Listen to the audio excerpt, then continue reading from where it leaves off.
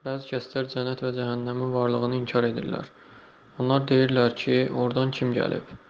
Eyni zamanda deyirlər ki, bu boş şeydir və görmədiyim şeyə necə inanım? Belə kəslərə nə nəsihət edərdiniz?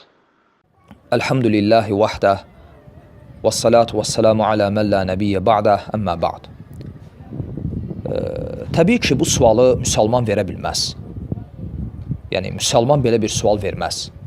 Bu sual müsəlmanın verəcəyi sual ola bilməz. Və lakin belə ümumilikdə bu suala, bu şübhəyə cavabım budur ki, birincisi demək ki, mən görmədiyim şeyə inanmıram. Bu sözü demək və sonra bu sözü elmli, ağıllı bir söz kimi qəbul etməyin özü batildir. Çünki insan bir şeyi görmürsə, o demək deyil ki, o yoxdur. Aydındır? Yəni, bir şeyin varlığı və ya yoxluğu sənin onu öz gözlərinlə görüb görməməklə bağlı deyil.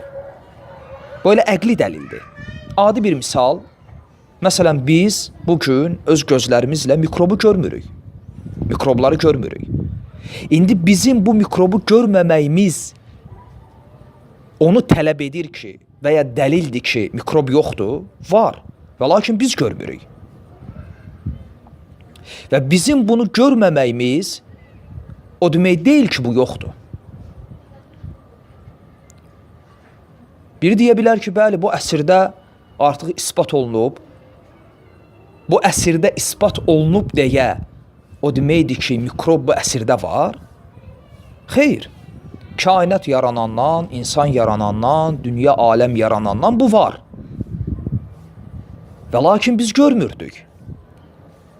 Yəni bizim onu görməməyimiz onun yoxluğu anlamına gəlmir. Bu məsələnin birinci tərəfi. Və həmçinin demək ki, oradan kim gəlib? Cənnətdən və cəhənnəmdən kim gəlib? Buna cavab budur ki, oradan bu dünyaya heç kim gəlmir. Bu dünyadan kimsə ora gedir. Yəni yerləri səhv salmaq lazım deyil. Və bu əslində gülməli bir şübhədir və ya gülməli bir sözdür. Həmçinin bu nəyə bənzəyir? Belə fərz eləyək ki, ana bətnində olan uşağa deyirsən ki, indi sən ana bətnindən, yəni bu aləmdən başqa bir aləmə çıxacaqsan. Yəni 9 aydan sonra və ya 9 həftədən sonra və ya 5 gündən sonra, 1 gündən sonra başqa bir aləmə çıxacaqsan. Uşaq sənə qayıdıb desə ki, o dünyadan bu dünyaya qayıdan var, belə bir şey desə, yəni uşaq desə ki, yəni belə bir xəyali misal fərz edək. Uşaq desə ki, mən inanmıram sənin bu sözvə. Niyə? Çünki o dünyadan, sənin dediyin o dünya aləmdən bura kim qayıdıb? Cavab budur ki, o dünyadan ora, ana bətnində kimsə gəlmir. Və lakin ana bətnindən bu dünyaya kimsə çıxır. Yəni yerləri səhv salmaq lazım deyil. Və cavabın da əvvəlində dedim ki, təbii ki, bu sualı bu cür qoymaq və belə bir sual vermək, yəni bu müsəlmanın sualı ola bilməz. Çünki əgər bir kəs özünə müsəlman deyirsə, özünü İslama nisbət edirsə, Allahın kitabı, Qur'ana iman edirsə, o bilməlidir ki, ölən insanlar hamısı diriləcək. Bir qismi cənnətə və bir qismi cəhənnəmə gedəcək. Və bu fikir də xətadır ki, bəzi insanlar cahilliklərindən, dini savadsızlıqdan, elmsizlikdən elə başa düşürlər ki, elə bilirlər ki, insan öləndə cənnətə, cəhənnəmə gedir onun ruhu. Bu belə deyil. İnsan öləndə onun ruhu bərzaq aləmində, ruhlar aləmində qalır. Bəli, ya azab çəkir, ya da nemət içərisindədir. Və lakin cənnətə, cəhənnəmə getmir. İnsanın cənnətə, cəhənnəmə getməsi qiyamət qopandan sonra, insanlar öz qəbirlərindən çıxıb diriləndən sonra olacaq bir şeydir. Və insan cənnətə, cəhənnəmə, ruh və cisimlə birlikdə tam bir bədənlə gedəcək.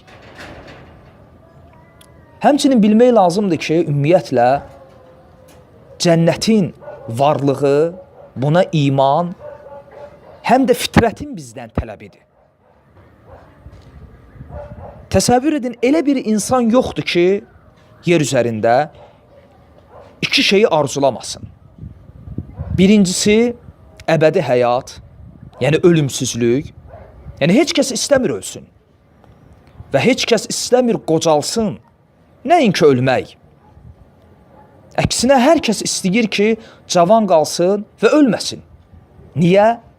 Çünki Allah səni bu fitrət üzərində yaradıb. Bu, sənin içindən gələn istəkdir, fitrətin tələbidir. Bu bir.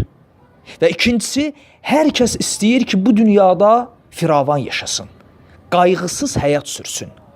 Bu da iki. Yəni, yer üzərində elə bir insan yoxdur ki, fitrətində bu iki istək və arzu olmasın. Fikir verin, əslində bu insan elə cənnətə arzulayır. Çünki cənnət nədir? Qocalmadan, tam firavan, qayğısız və ölümsüz həyat.